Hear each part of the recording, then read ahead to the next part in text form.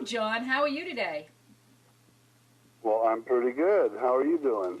I'm doing very well and looking forward to this conversation. Well, like I said to my mom, thanks for having me. Did you say that to your mom? Yes. I love that. That's adorable. So the reason why I'm talking to you today, and we are going to touch a little bit on Nitty Gritty Dirt Band, but I'm really here to talk to you about Made in Brooklyn.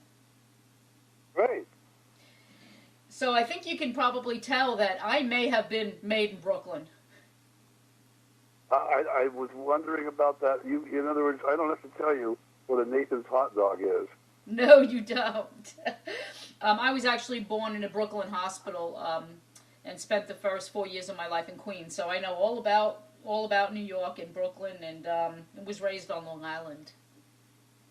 Oh. Well, you haven't lived there for a while, right? Yeah, not for a while.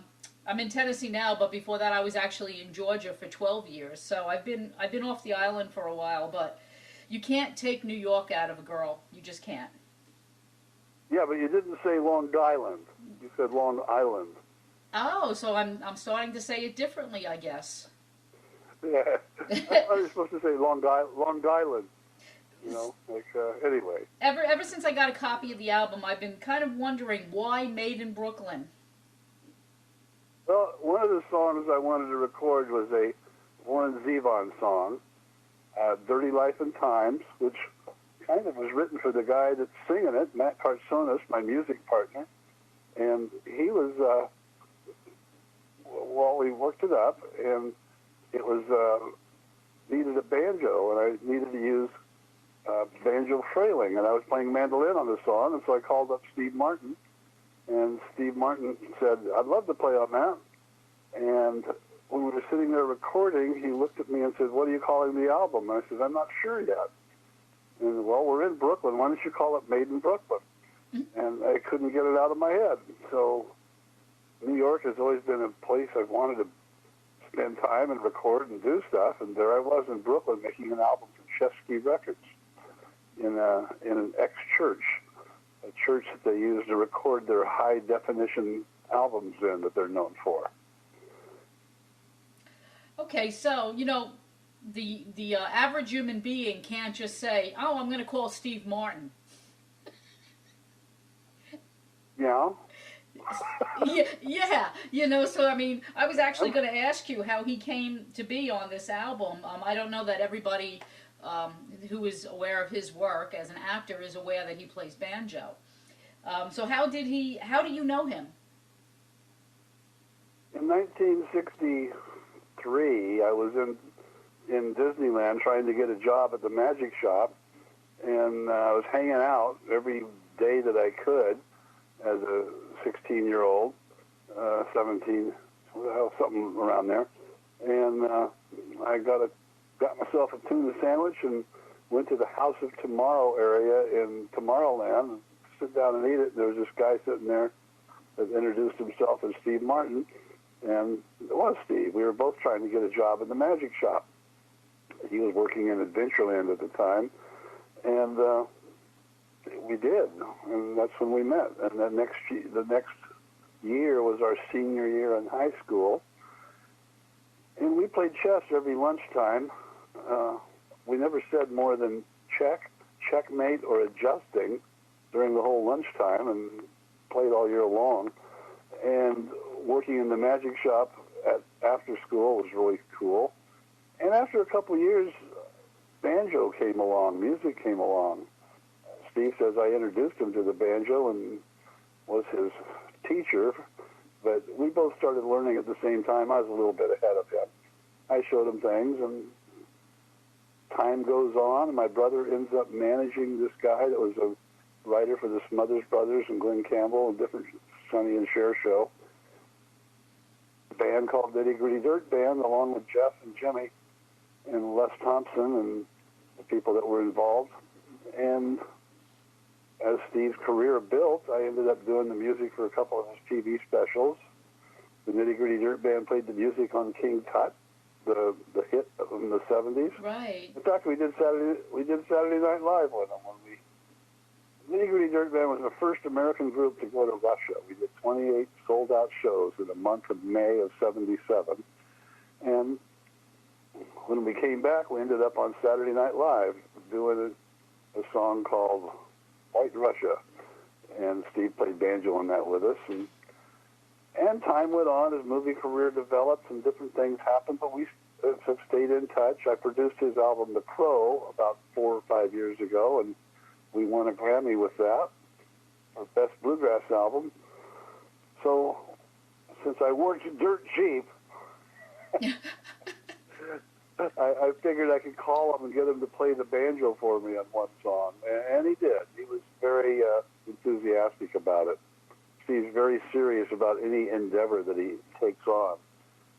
In fact, we had to rehearse this one song for 2 hours over at his house before we recorded it.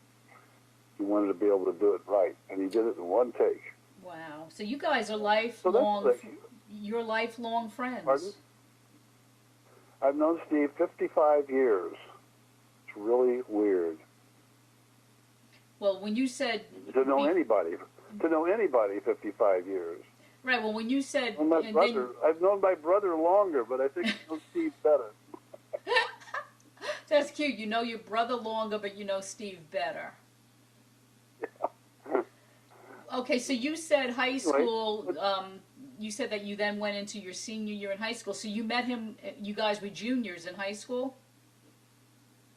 I didn't meet him as a junior. I met him in the summer, the spring of the junior year, as the year was ending, and then that summer we were working in the magic shops in Disneyland and got to know each other, and senior year started, and I knew Steve was headed down a different path because he was a cheerleader in high school that senior year, and he was wearing a pink tutu, so that was unusual. Excuse me? You said he was a cheerleader wearing a pink tutu? Yes, in high school, and he made up cheers. He made up cheers to confuse people, like Bobo Skawatendot.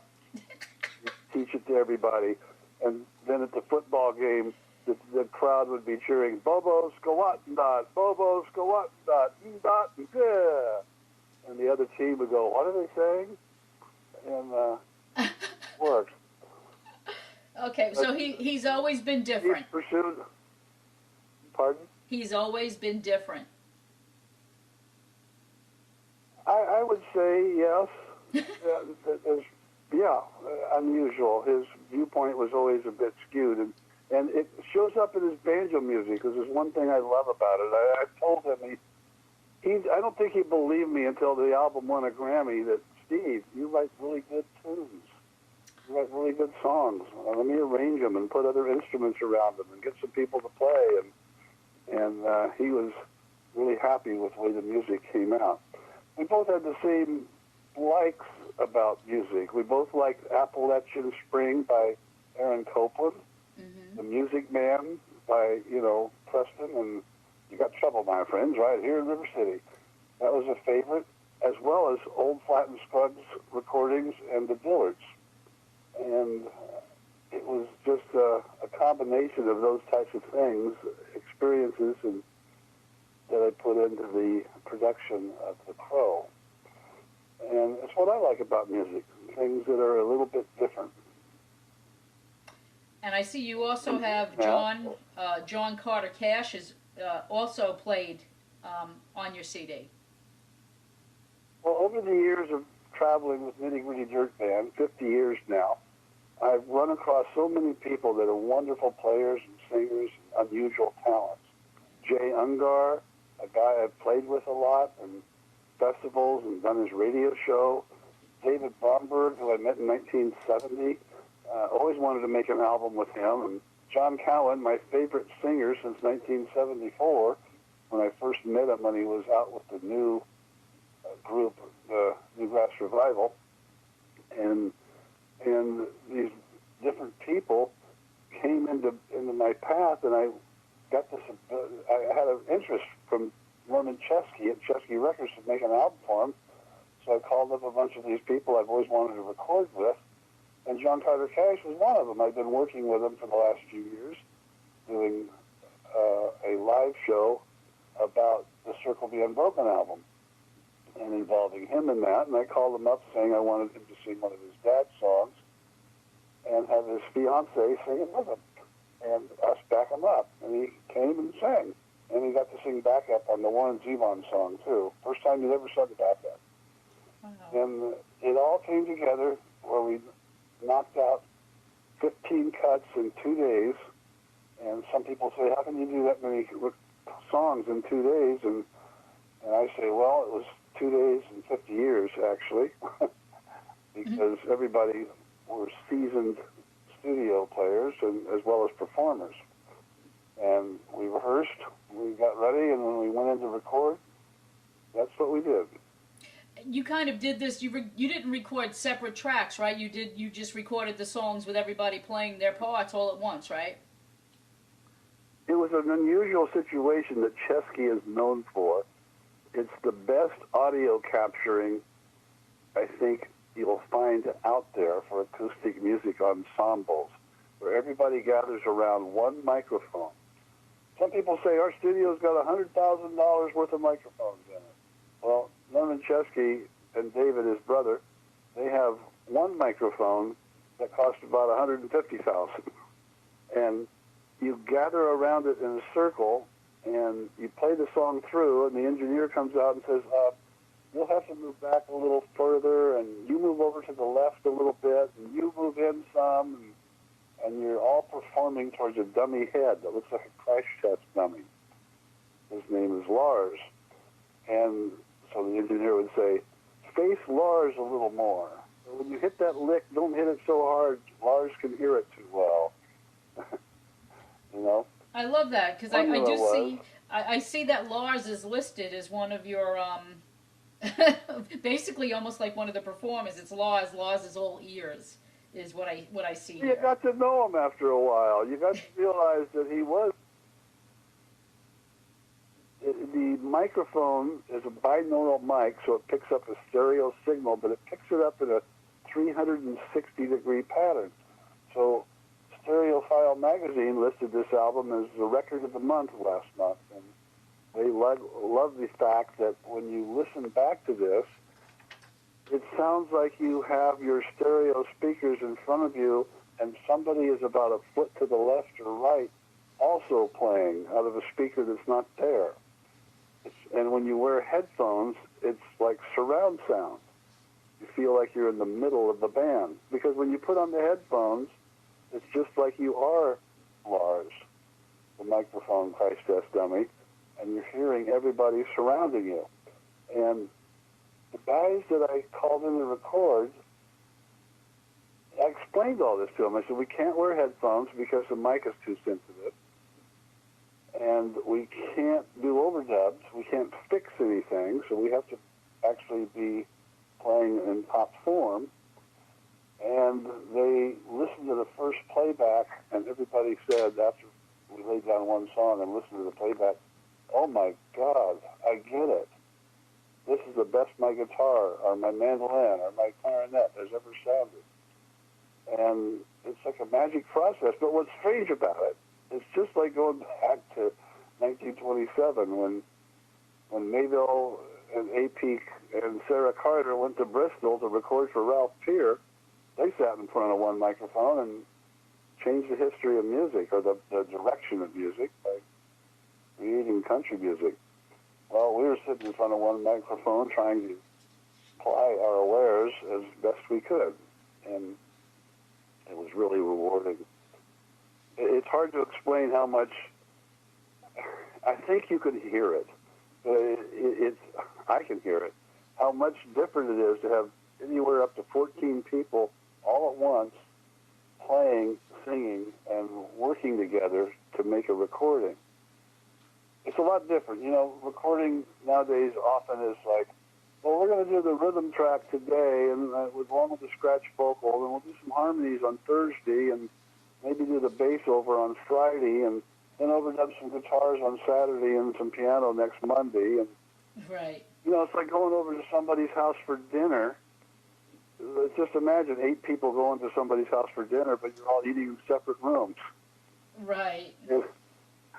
That's It loses wasn't like something. that. It definitely loses something in the translation.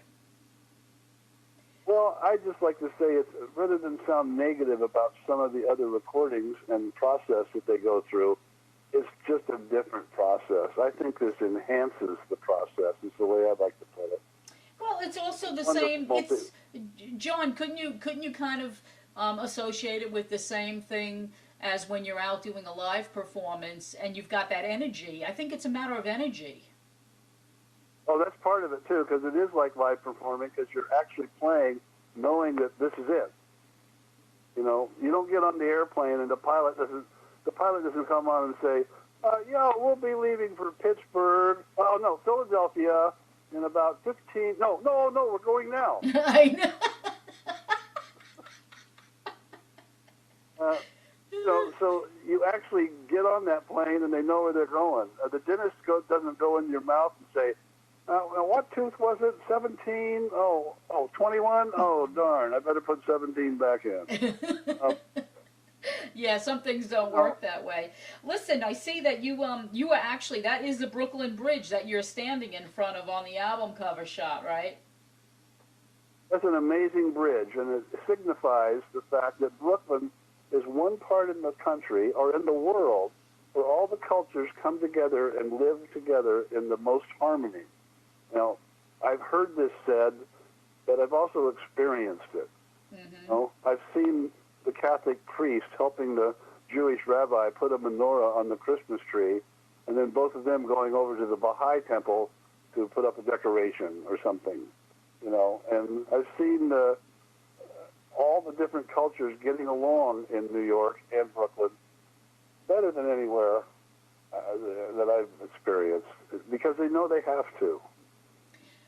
I don't know if your experience was like that, being an ex-Brooklynite, but there's a certain magic to that conglomeration of people. And the Brooklyn Bridge brought people back and forth. And did you know that was one of the first major construction projects that was run by a woman? Oh, I did not know that. Well, study your history. I'll have to look into that, because I mean, and it's a beautiful bridge. Her husband designed it, but he died in the middle of it, and she had to learn to finish it. And she took charge of the whole operation. I think it was she spent 10 years. He spent a couple. It was a totally new concept and idea, and it really. And her son was involved too. That is amazing. I will have to look that up. Let's talk about you. 3 platinum, 5 gold, 20 top 20 hits, 1 Grammy Award, 6 Grammy nominations, 1 CMA Award, 5 CMA nominations, 1 IBMA Award. Wow. Well, some of that's for the group and some solo. Okay. Got 2 Grammys. One Grammy was with the group and one was for the Steve Martin album. And there's some other accolades, and the Western Heritage Award for an album I produced called The Wild West. And the way I look at those things is you're supposed to get noticed for what you're doing, and the only reason I have is because I've worked with a lot of great people. I did not do any of those by myself. And I've just been very fortunate that people that I asked to come together have done so and put out 110% efforts.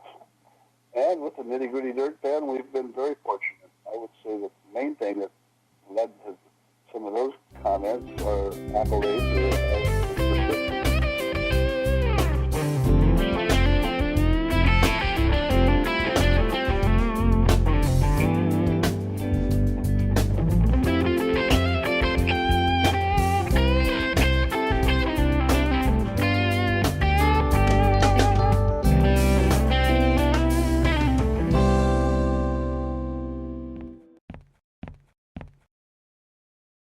Track Studio.